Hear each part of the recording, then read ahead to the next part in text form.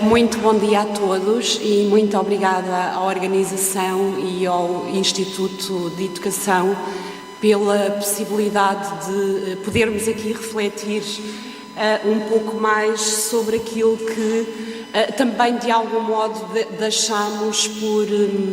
por aprofundar ou como pontos de partida para um possível aprofundamento, no meu caso em particular, sobre a transversalidade curricular das TIC, uma temática que eu aqui irei abordar de forma bastante simples, mas que, como todos nós sabemos, acredito, tem sido estudada e abordada sob diversos olhares e com distintas formas. E, portanto, o meu olhar aqui situa-se no âmbito do currículo, ou mais concretamente, como dizia a professora Maria do Céu Roldão, na teoria e no desenvolvimento curricular. E no âmbito deste trabalho, eu parti da concepção de currículo proposta por Jimeno Sacristã, portanto, entendendo o currículo como uma prática social, dinâmica e complexa, justamente porque se manifesta ou resulta do cruzamento de diversos interesses, poderes, políticas, filosofias, nem sempre coincidentes, mas que acabam por modelar a prática curricular, no fundo aquilo que também todos nós conhecemos por currículo real. E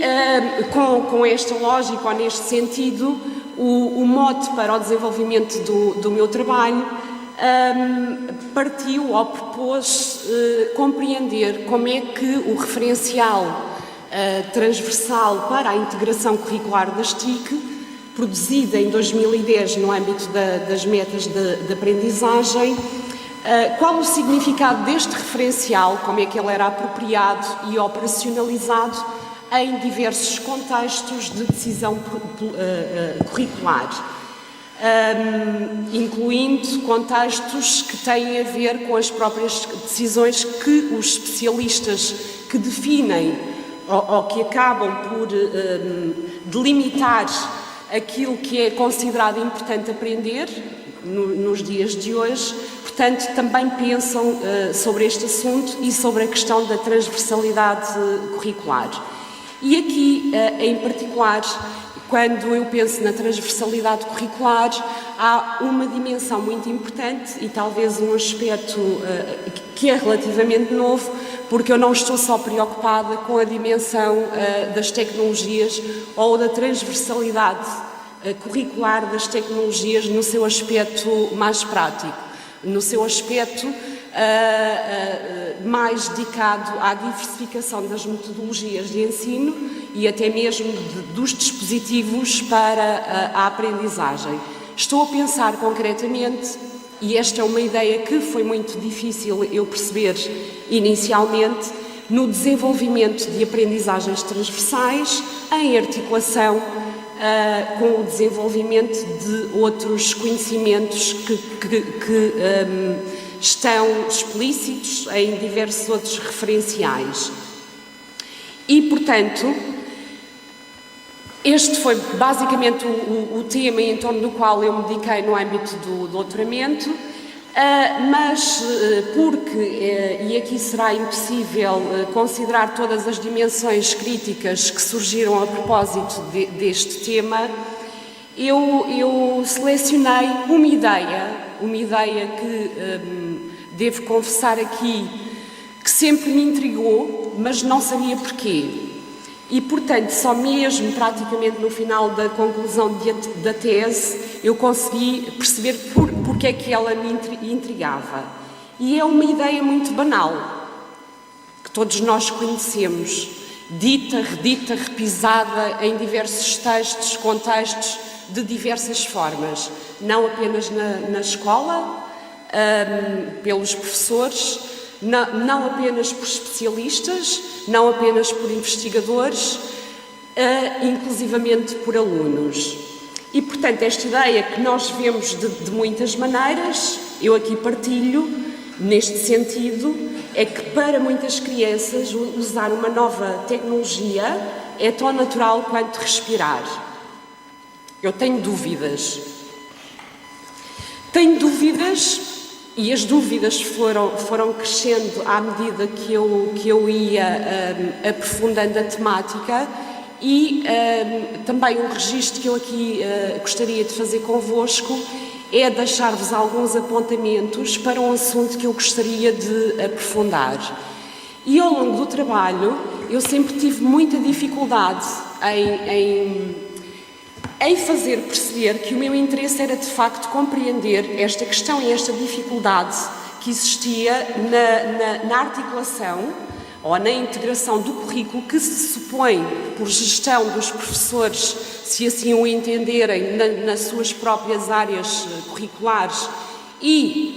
desejavelmente, na relação dialógica que se poderá estabelecer entre todas. E cada vez que eu tentava falar nisto, possivelmente a dificuldade estava em mim, o assunto ia sempre, e já devem estar a imaginar, para as tecnologias, o uso das tecnologias propriamente ditas como um artefacto, como um elemento, como um instrumento, seja ele de caráter cognitivo ou mesmo instrumental, para apoiar os processos de ensino e de aprendizagem. E, portanto, só mesmo no final é que eu percebi que esta ideia, esta crença que quase se transformou numa lei, de facto,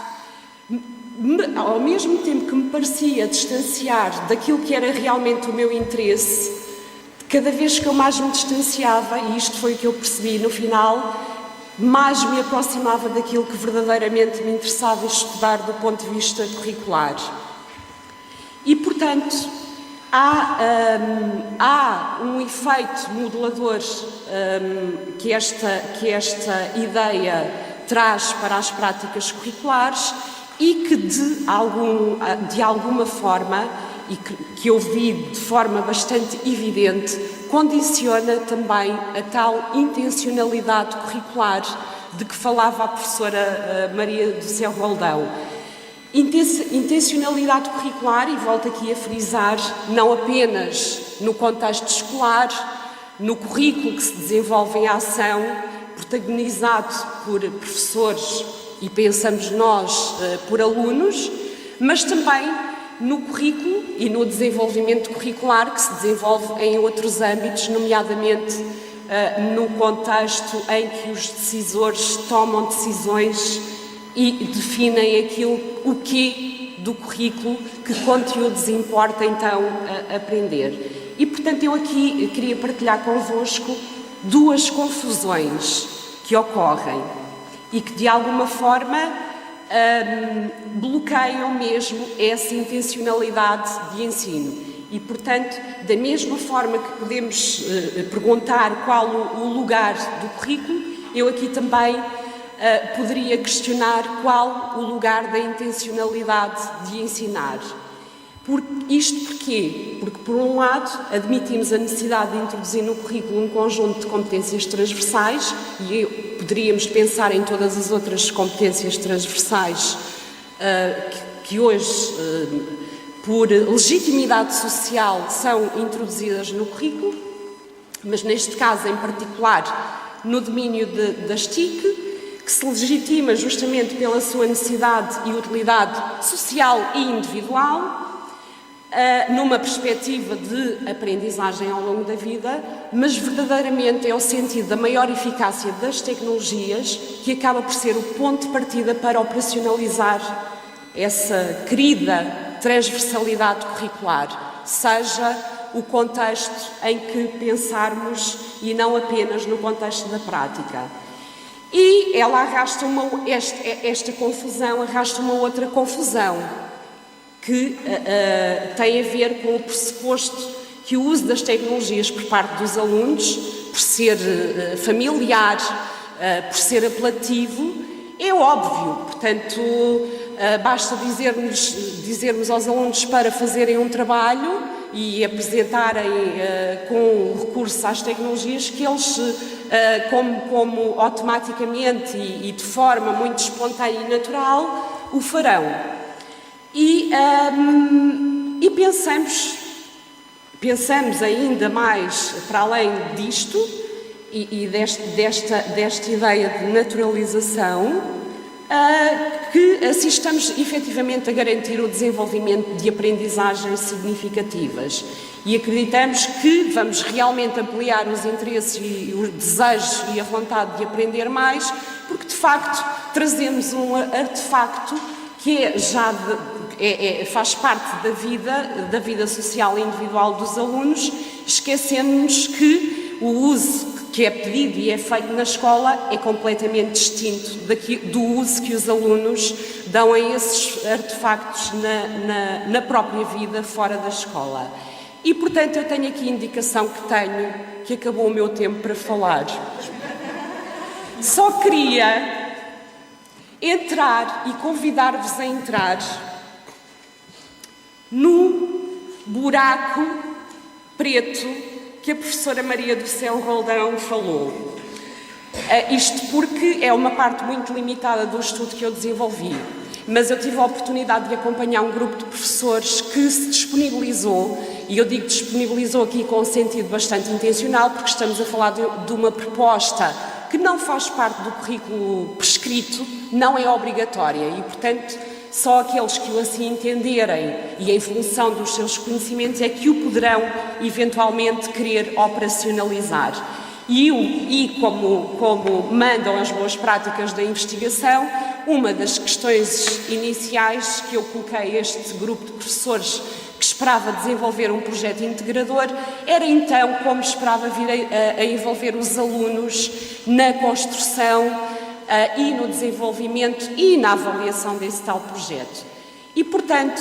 nem vou avançar com as respostas, porque neste momento acredito que a resposta é óbvia. Poderei também estar a cair naquele pressuposto errado da naturalidade. Mas, de facto,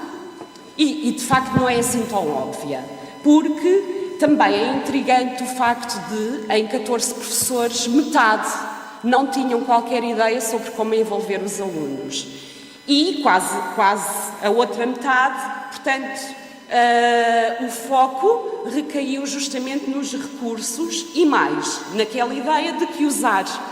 os recursos iria garantir a motivação dos alunos. E isto também, em traços muito gerais, para dizer que foi escolhida uma turma especificamente porque, se calhar, como muitas outras, era uma turma especialmente desmotivada e, portanto, aqui as tecnologias apareciam como que a solução para resolver o problema da motivação. Vou fechar. Não sei muito bem como. A dúvida permanece e eu com isto não quero dizer que talvez as tecnologias não tenham esse potencial motivador.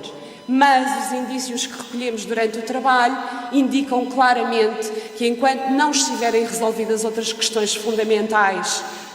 no âmbito do currículo que é colocado em ação, dificilmente as tecnologias poderão manter a tão desejada motivação e o empenho de continuar a aprender de forma dinâmica. Portanto, elas poderão... eu vou passando alguns certos... E, portanto, as perguntas ficarão depois para o final e que eu gostaria muito, sobretudo de uma perspectiva de interesse pessoal, também poder aprofundar aqui estas ideias soltas que trago como apontamentos. Obrigada.